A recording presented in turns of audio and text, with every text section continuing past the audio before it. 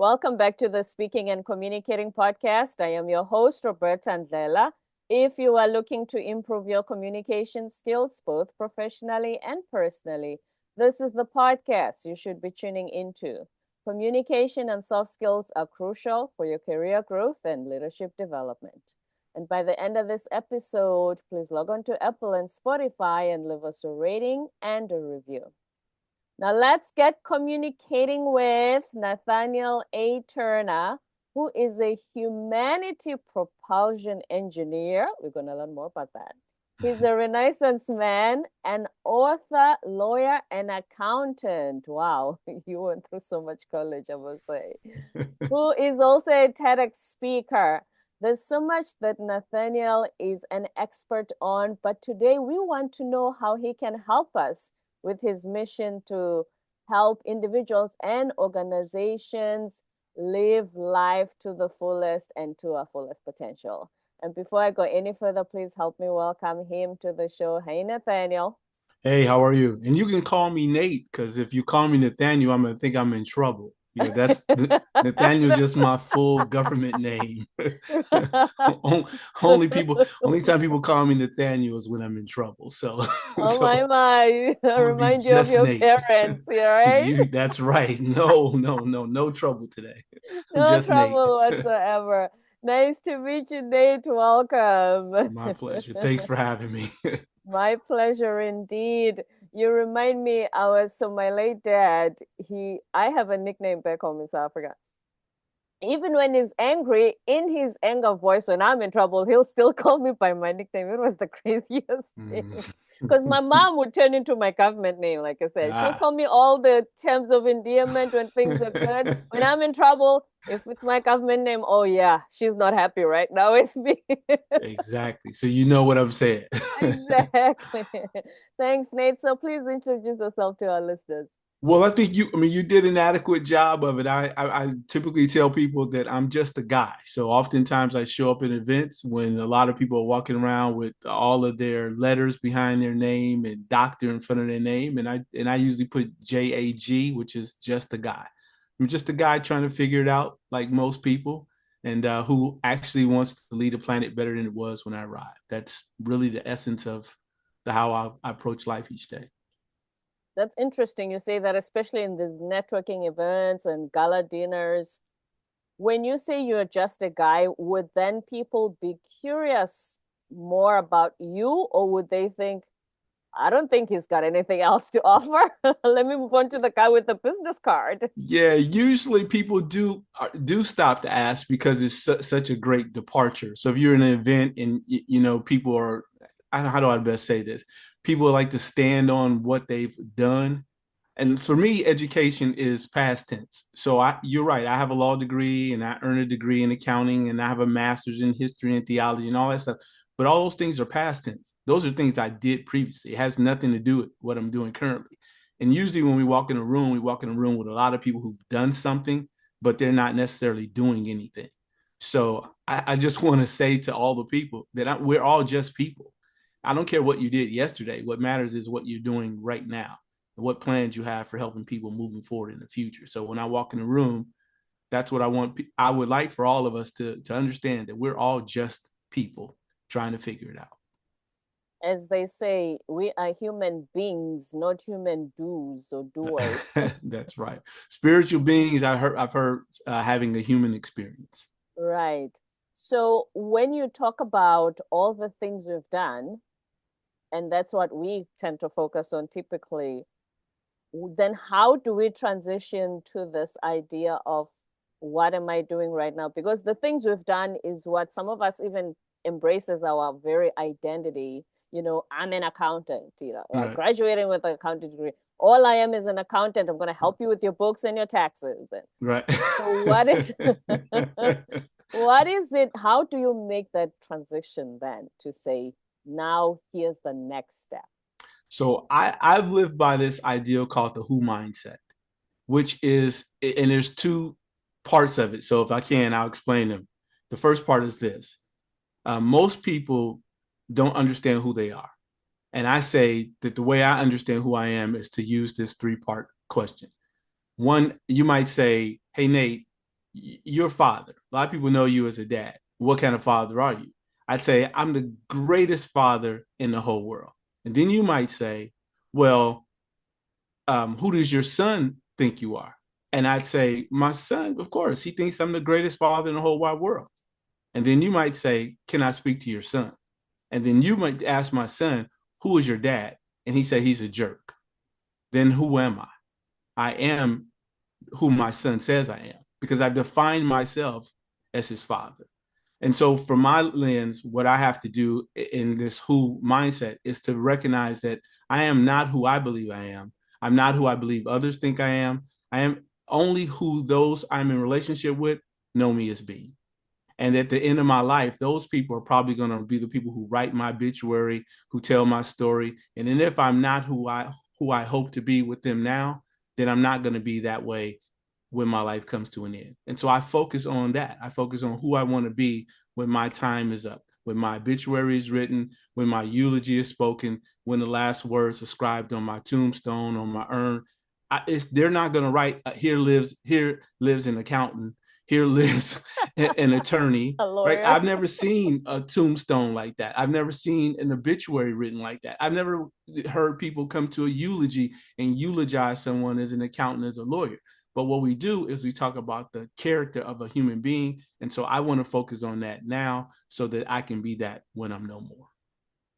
Yeah, it's interesting you bring this up because we always talk about communication and how you may think you are a great communicator, but the most important thing is how do others experience you? Mm-hmm. Mm-hmm. That you being a great communicator or not will be determined by how they experience you when you communicate. So it's Absolutely. about them, like you said, it's your son saying, my dad is a jerk. Oh, that's how he experiences me. I thought I was a great father. Right. And then the other second part to that, which is what you just said, the who is I ask myself, who did I help other than myself? Who did I serve other than those I love and adore? And who knew their life mattered other than people who I think can help improve my life? And so And that's you the do, sorry, go ahead. no, no. So that's the way I would approach the second part of that who. Mm. So do you wake up every day with those questions, with that mission? Yeah. Every day, interestingly enough, I wake up and in the first 20 minutes of each day, I write my life as I'd like it to be, not as it is. So I'm always self-reflecting, self-analyzing who I am from the lens of who I want to be when I'm no more. Is that what you call backward designing? It's what I call, yes, it's part of backward designing, but I call it journaling forward. So each day, some people journal at the end of the day. We write down, what we didn't like about the day or who we were mad at or etc. But I but I don't waste my time with that. I journal the life that I want. So each day, because I understand we have 60 to 70,000 new thoughts. We have 60 to 70,000 thoughts per day, but 90% of those thoughts are thoughts about something that happened previously. And if we had a bad day, what we end up doing is waking up, reflecting on what went wrong yesterday. And thus we bring yesterday's worries or troubles into today. And I choose not to do that. So even if I had a great day, I can't relive yesterday. I can only do the most of what I have, which is the current moment called now. But that's the way I write my life. I write my life each day to remind myself to be present and that whatever I'm doing is to be help me manifest the life I want to have. Should I be gifted in a tomorrow? But that's why we keep having the life we have, because we keep going back with the 70,000 similar thoughts, and the Right, results right. are going to be the same. Nope, nope. I don't. I won't do that. And also realize that even if you have a good day, that you can't revel in that past day. That day is gone. Like if I had a great day yesterday, today I'm having a great conversation with you. And when this conversation is over with, while I can enjoy the fact that we had a great conversation, you and I both must go on to do something else. We can't Right. sit around, oh, wow, had a really great time today with Roberta. Yeah, you did, but now what? But now what? Now you have What's to move on and next? do stuff. You have to do, Right. and similarly, we do that when we have something bad happen. We spend all our time focusing on the bad, and we bring the bad into today, and we take the bad into tomorrow, and and so that just snowballs. I just prefer to think about who I want to be when I'm no more. and then that becomes my focus. That makes me wonder. So I lived in South Korea for almost a decade, and I went to some Buddhist temples. I tried to learn as much as I could during the time about Buddhism. And one of the things I was taught was that, speaking of living in the now, you don't emotionally attach your how do I phrase this? Your experience, you can't just always be emotionally attached to everything, be it, like you said, whether the past was great or it wasn't so great, because you just keep carrying that forward. Whereas you just enjoy the now. That's what meditation is, being in the present. Because if you are attached to something that happened yesterday, if it was great, you're just going to keep focusing on that. At worst, we usually focus on being attached to things that weren't so great, and we bear grudges and we become sad. And that's what that was, that just experience the now, be grateful, but don't be emotionally attached to the past like that. I agree completely. I'm not a Buddhist, I would say yet, but yes, I would agree with that completely. I say that jokingly because I always tell my family that I want to go spend time studying with Buddhists. So I would love to go to the Himalayas, but I have a family. I'm not sure that they're okay with me just departing for a months on end. But I was like, I And really like to going go. on your eat, pray, love mission. Right. Right. Exactly. Right. Yes. But like you said, the point is to live in the now, To is live in to the now. be I can grateful think for about the future, that. but I still have to do the work in the present. And I can't be so overwhelmed by thoughts of tomorrow or thoughts of yesterday that I'm not present right now. Which a lot of us, especially now with so much going on, we're guilty of. Back to journaling forward. Yes. Just even before you mentioned the word manifesting, it came to me that, you say you write your journal about the way you want your life to be going forward, which is what they say when if you want to manifest this, Yeah. So if every night I write Roberta wins the lottery, Roberta wins the lottery. Well, let me know how that works out. However, if you write that you want to win the lottery because there's a greater good that you want to serve, then winning the lottery becomes less the issue, and serving something bigger than you becomes the greater issue, which is much more important. You are less important, and don't make you the big thing. Make the service of something greater than you the bigger thing. I don't look for, so I know some people, hey, I want a great car and I want a great house. That's not what I'm thinking about. I'm thinking about, how do I have the best health I can have? What's my role in that?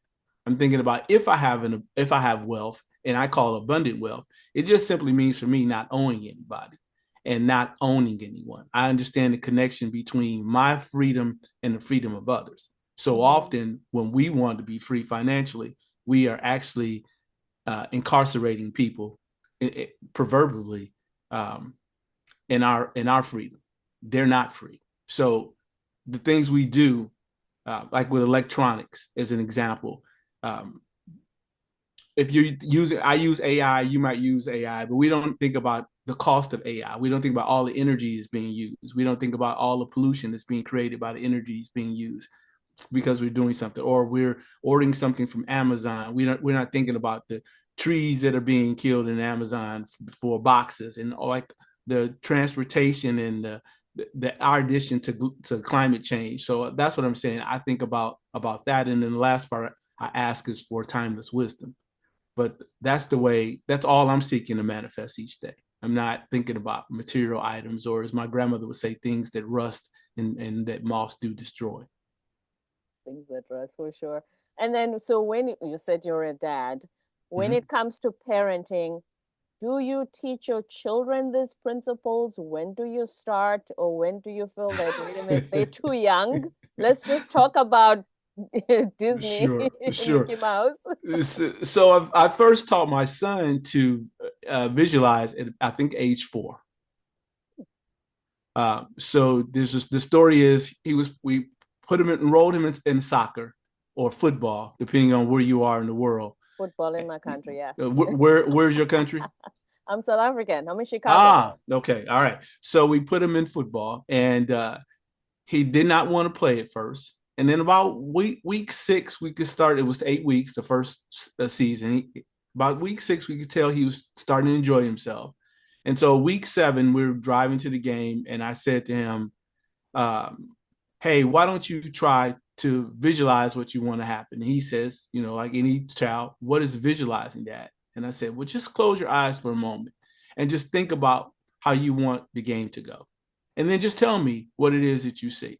And he says, "I steal the ball." I'll never forget. I steal the ball and I run down the right side of the field and I fake out a guy and I kick the ball in and I score a goal. And sure enough, that is exactly what he did. That is exactly what he did. So he was so excited, went home and he was like, okay. And then he couldn't wait. When do we play again? Okay, so you got a next game. And we're in the car and we do the same thing. And he tells me he's going to score 2 goals. And sure enough, he scored 2 goals. And so, yes. And so the rest of his life has been like that. When he ran track and he ran by himself, I would give him this thing I call the brain. I'd say, write down what you want to happen today. What's going to happen at the meet? And at his best finish in the United States in USA Junior Olympics was 2nd in the nation. He also finished 4th in the nation. He ran in an event in Phoenix, Arizona, which is called the Phoenix Invitational. It was one of the largest youth track meets, and kids run from all over the world. He finished 5th there. So he was practicing these habits. His father, unfortunately, was not. Like Even though you taught him? I taught him to do it. And it was until he was getting ready to start his PhD, and I was speaking at an event that he attended, and the students were asking me, "Hey, Dr. Turner, do you do the same stuff you tell your son to do?" And like all great hypocrites, I said, "No, no, I do not do that." Those who teach. But I probably should. And so for the last 6 years, I've been doing the same things that I asked my son to do, and they've worked for me the same way that they worked for my son. I have heard this so many times. The Usain Bolts of this world, the Serena Williams, is that they do visualize the win. They do visualize, they literally see themselves in the finish line with everybody, not everybody behind, but what I'm saying is they really do visualize the moment. They visualize how it feels to hold the trophy, to hold the gold medal. They do visualize that. And also the opposite is true, which is, I remember the story about Andre Agassi. I watched tennis a lot. He said one time, because he had won quite a few Grand Slams and titles, but there was a time when he was beaten by somebody who was ranked way lower than he was. I think he was currently world number 1. He was world number 1 at the time. And so Tony Robbins asked him and said, "What happened today?" He said, "When I was walking to the court, I remembered the last time this guy beat me." Essentially, he lost the match before he started touching the ball in his racket. So what you visualize, literally, that's that feeling when you fully embrace that. Either way, both extremes, it will happen. Yeah, and he was living in the past. So see, he went back to a time that he had no control over, and they let the past beat him twice. And it did beat him twice. That's why he lost. Yeah, I think it was a first round match of the tournament as well. Because, like I said, he just, in his mind, that past of, oh, I remember how he beat me, it became this big boogeyman monster who's going to beat him again. And it did. Yes, it did. Yeah. Yeah. So what else do you teach your son? Because this is a great, great tool for parents as well. Especially, so many parents with all that's going on, all the demands on them. Sometimes I think the times we used to have when you sit at the dinner table at 6 p.m. and your mom, your dad, and your siblings, and everybody say, "How was your day at school?" Sometimes they don't have that opportunity anymore. What can they do in order to raise children and empower them with these tools? Yeah, so I tell parents all the time. You just described sort of modern parenting, which is this thought that we're all so busy doing all these various different things. I just remind people that when your time is up, what do you want to happen?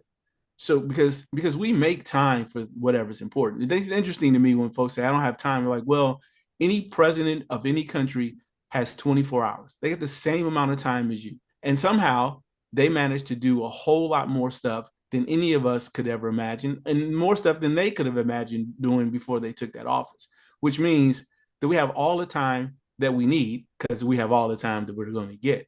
It's just a matter of priorities.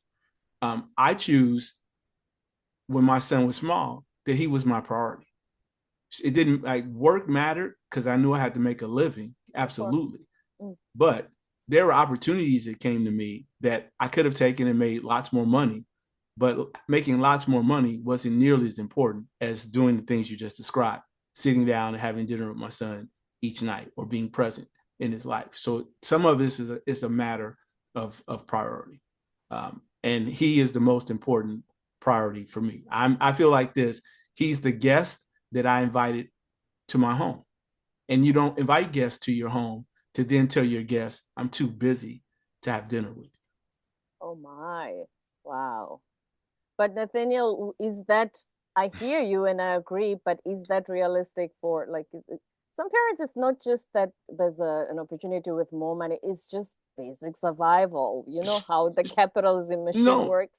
yeah, I do get that. I do. Yeah. I do that there are some limitations to that. I just would say that I would like us to not make that our fallback all the time.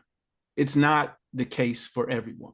And still, it is the case most of the time. In America, I think I don't want to misquote the statistics, but it may be like an hour and a half is what parents spend with their actually spend having conversations, interacting with their children each week.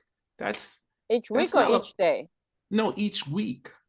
Like getting in a car and driving with your child is not spending time with them. You and I are actually spending time with each other. This is probably more time than most parents spend with their children having a dialogue. It makes no sense that two people, a lady in South Africa and a man in America, would spend more time engaging in dialogue, like really important dialogue, than a mother or father would spend with their child. That's a problem. And so when we say we don't have time, I just think it's also the way we value time. Because when we have no more time, the only thing we want to do is have conversations with the people that we didn't have time for. When we have no more time, indeed. Yes. Disclaimer, by the way, I'm in Chicago, though. All I right. come from South Africa. Okay, well, you get the still Chicago, wherever The you are, same we're way, not in yeah. the same spot, right? Definitely, the point is still made. Right. Yeah. And then let's talk about, you said your son, he had a PhD in college. You also help with college preparations and Yes. readiness.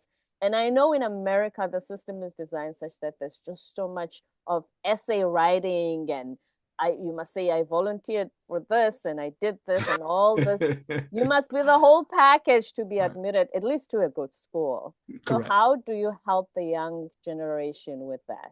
So I usually ask parents to start as early as possible. And I borrowed this idea from both Harriet Tubman and James Dyson, the inventor of the Dyson vacuum cleaner. Oh, And I call it Mission 5126. And I ask parents to first have a mission and have a North Star. So when folks say they want their children to go to college, I ask them to be very specific. The North Star is a specific star. It's not just any star. It's a specific star. So I ask parents, what specific institution would you like your child to be able to attend? Because then we can design your child's life around that institution. And what do I mean by that? So my son, before he was born, and my wife told me she was ready to be a parent, and I had to acquiesce to to her decision. Um, we wrote Harvard and got an application from Harvard. We chose Harvard because Harvard in the US is considered the top or one of the top institutions in the world. We figured if we could prepare a child to meet the academic qualifications for Harvard, then that meant that child could be prepared for just about any school in the world. So that was the goal. The first part of that is simple. You got to do well academically. You got to have good grades. You have to have good test scores. But embedded in the Harvard application were two other things. The second thing was that Harvard was looking for students who were world citizens, and Harvard was looking for students who care for something greater than themselves. And so now we had a template. There's three parts. We call it the first part is intellectual ambition.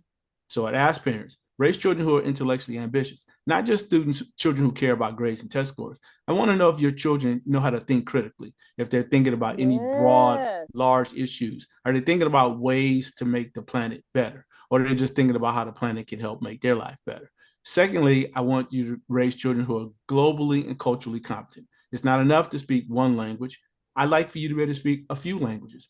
But moreover, I want you to understand the cultures of other places and other people in the world so that you can understand the connectivity between humans all over the place. And then thirdly, we ask people to be humanitarian driven, which is that you have a goal, an objective to do something that when your time is up, the planet is better because you were here. And so those are the elements that I talk to parents about all the time. Make your child the child that schools can't wait to admit, rather than you being the child who is begging for somebody to let you in. Because the latter is usually the case. Let's go back to your first point. Because Yes. since I came to this country, I have found that this has always been the question on our minds, especially because we're talking about test scores as well. Mm-hmm. It seems as though critical thinking is still a challenge. Is it the school system? Is it the way they're being tested? What is going on? I think, again, I think most things start at home. So Aristotle famously said, bring me a child at 7, I'll show you the man. And in America, most kids don't go to school until they're 5 or 6. Some states don't require children to go to school until they're 7 or 8. So I always ask, for those first 5 to 6 years, who are the teachers of those children? And they're the parents. So to me, that's where it begins. I think school should be an extension of what parents want with their children's lives, not the other way around. I don't think we should treat schools as if they're the place we just outsource parenting and all our responsibility. Right? You again, I'm the host. I invited a guest. It's my job to make sure that the guest can think critically and the guest is prepared, not the other way around. Hmm. So that's where we can take care of the critical thinking aspect. Now let's talk about the second one, global cultural awareness. Mm-hmm. I lived in South Africa, worked there, lived in South Korea, worked there, and now I'm in the US. Right. Here's one thing we know, especially being in South Korea, so you had teachers from different countries, US, Canada, New Zealand, Australia, UK, Ireland, Scotland. We when we as teachers gathered together, sometimes we would have one of our US colleagues have this idea that the US is not only the best and the superpower, we know it's a superpower, but that outside of it, you can't get better. Where do things go wrong to have that type of mindset? Or is it even true? Are we being jealous because we're not US citizens? So is the question, is the U.S. educational system still the best or When we have an American colleague who says to us, the rest of us from different parts of the world, that not only is, and we're in a different country too. So not mm-hmm. only is the US a superpower, but everything about America is the best, Mm. and you can't get better. I mean, we used to compliment the South Korean transportation. It's the best. It really is. Okay, I haven't said it, but it's top notch. Like vice presidents of Samsung take the train. That's how top notch it is. Okay. And if you come from New York and you use the New York subway and you say it's the best, but you can see that literally where I am, this is It's way not. better. Right. How do these mindsets begin to say, no matter what I see in front of me, I still believe I'm the best because I come from the US? Well, there's that term confirmational bias. I think Americans suffer from that, but we suffer from that a great deal. We have biases and we look around and try to confirm them every opportunity we can, which is to the point of not having a global perspective. If we understand that there are other places that achieve. There are other people who achieve. That there are other people who do things extremely well. We're not the only ones who do things well. If we recognize that the only way to improve is to acknowledge your own faults, then we'd be better. But America does, we have our shortcomings, and that certainly would be one of those, which we think that we're always the best in everything, even though the data says something otherwise. PISA is an example, which is the Program for International Scholastic Assessment, says that America ranks in the 30s in math and science. And I believe the last time the PISA scores were out, America was neck and neck with Chile and Rwanda. So it is not true that America has the best educational system or the best air quality or the best water or the best of a lot of things. But it's just that's the attitude the Americans have always had. But it's an uninformed perspective. And also with that, listen, I'm not knocking America. My country No, I know has you're own not. issues as well. Yes. Yeah. But also with that is, so when, just in general, when you think I have everything or I'm the best everything, it then kills the curiosity you could have in learning on new things, in learning about others, in having the global perspective, or even the critical thinking you mentioned earlier. Yeah. Even if you were the best in everything, you would still need to get better. So there's nobody who say, again, best is past tense. So if you and I run a race and you beat me, you're the winner of that race. Now, unless you're never going to run another race, you're not always the champion. You have to run again and you have to win again. Otherwise, you're no longer the best. And I think America has a tendency to live on past efforts as opposed to what we're currently doing. Mm-hmm. Which is what you were saying at the beginning of this conversation. We live on past victories. Yep. Instead of waking up in the morning and journaling forward and looking for ways to serve, instead of saying, oh yeah, I got my accounting degree 10 years ago. Right. I hear people all the time say, hey, I've got 20 years of experience. And I say, well, I don't know. Do you have 1 year that you've just repeated 20 times? Wow. Did you learn anything new? Are you better? Are you measurably better? Are you quantifiably better? Are you qualitatively better? Like, how are you measuring experience? If you're just doing the same thing you've always done, and I could learn that thing in 1 year, you're not better than me. We're the same. You're actually worse than me because you haven't figured how to be better. And after 20 years, you're still doing the same thing the same way. That's not progress. There's nothing that we would consider a progress in the world if it was still the same after 20 years. Mm-hmm. Cars are not the same. Houses are not the same. Our electricity grid is the same. So that's deplorable. But most things, we don't keep a cell phone a year because someone says the new iPhone is out and we got some updates, right? There's a new one. Right. We don't keep laptops or televisions or shoes or clothes. Why? Because we somehow believe things are improving.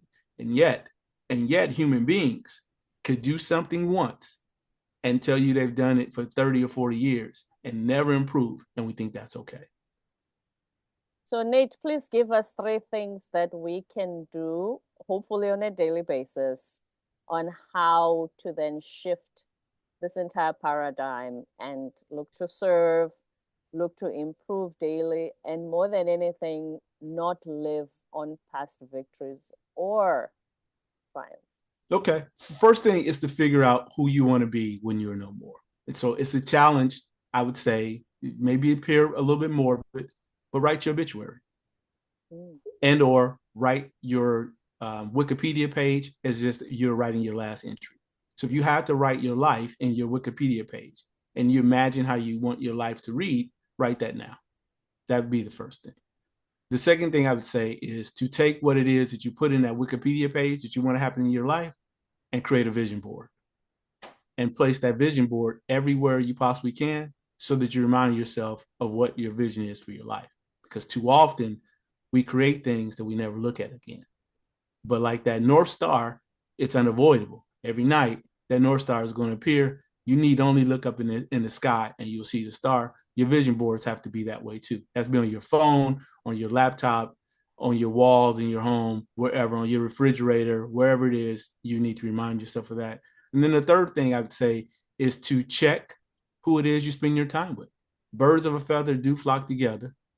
And there's a certain thing we call a starting five. And we believe that people should have five people in their lives that are similar to a basketball team, a point guard, a shooting guard, a small forward, a power forward, and a center. Do you have five people in your life who would help you, one, point you in the right direction, guard all your hopes and dreams, two, show you that you can shoot for the moon. If you miss, you'll land upon the stars? Do you have someone who's the small person, a small forward kind of person who makes sure you do all the small things, you account for all the small details, you dot all the I's, cross all the T's in your life? Is there someone who will power you forward when you want to quit? Is there someone like that? And then lastly, do you have a center of influence? Are there people in your life who can help you when you are sort of lost and you need to meet people and make connections to help change your life? Those are three things just off the top of my head I would suggest. Mm-hmm. That is so powerful, especially the one with who you surround yourself with. Because before social media, it Mm-hmm. used to be just you literally look at what kind of friends you hang out with, what influence they have on you. But now, just what do you spend time following on social media and watching and Absolutely. scrolling? That's the surround yourself with. Yes, that's highly important. Absolutely. You got to be critical of what it is we give our time and our energy to. Absolutely. Any last words of wisdom? Anything I haven't asked you were hoping to share with our listeners today? Nope. I would end by telling you that I'm grateful that you took time to talk to this guy in Indiana, all the way from Chicago. Which is right next door, It actually. is. I grew Illinois up and out. Indiana. I grew up outside of Chicago. Grew up in Gary, Indiana, so Where I'm Michael familiar. Jackson was born, yes. Yes, where Nate and Michael were born. Where Nate and Michael were born, correction. Thank you so much, Nate, whose government name is Nathaniel Turner, the Renaissance man who helps us live each moment and live in the now. Humanity propulsion engineer who helps parents to raise future leaders. Thank you very much for being here. I've enjoyed this conversation so much. Thank you, so have I. Have a great day. You too. And before you go, would you like our listeners to reach you online and would you like to share those details? Sure, you can have a website like everyone else. It's Nathaniel, NATHANIELATURNER.com. That's the simplest way. And of course, like everybody else, I have social media presence. But if you go to the website, you can find all of that stuff. NathanielATurner.com. Thank you very much. Thank you. My absolute pleasure. Don't forget to subscribe, leave a rating and a review on Apple and Spotify, and stay tuned for more episodes to come.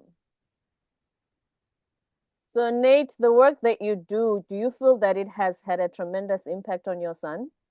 Yeah, it's been unbelievable. So today I will brag a little bit about my son. I usually don't like to do that, but my son today, he speaks four languages.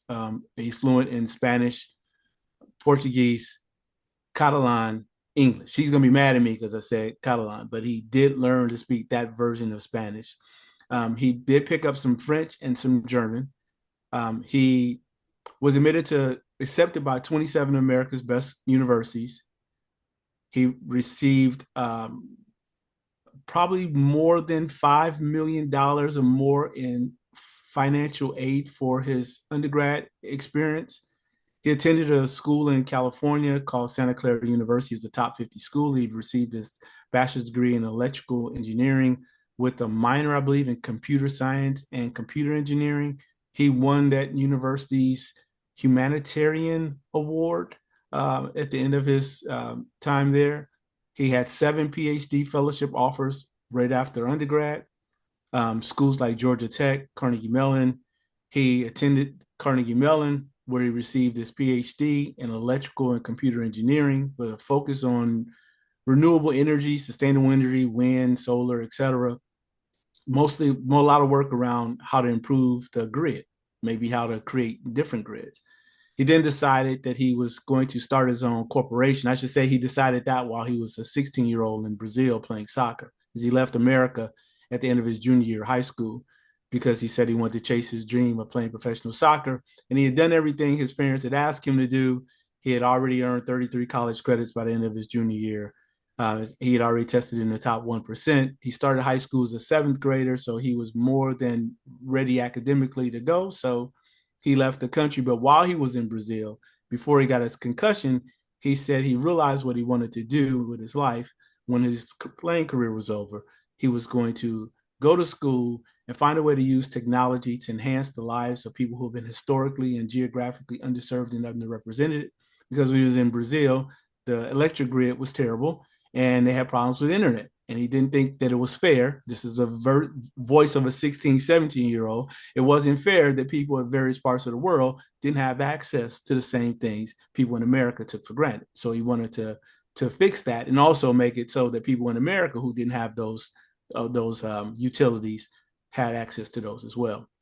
Today, he is now a second year student working on his MBA at NYU Stern School of Business. And I would tell you, all of his education has been free. So all of those places that I named, he's attended without us spending much money to make that a reality. All because you taught him to visualize from age 4. All because we decided before he was born that, like the Lion King, that he would one day be king and that he needed to be prepared to be able to take care of the village. So, Absolutely. yeah. Thank you, Nate. My pleasure.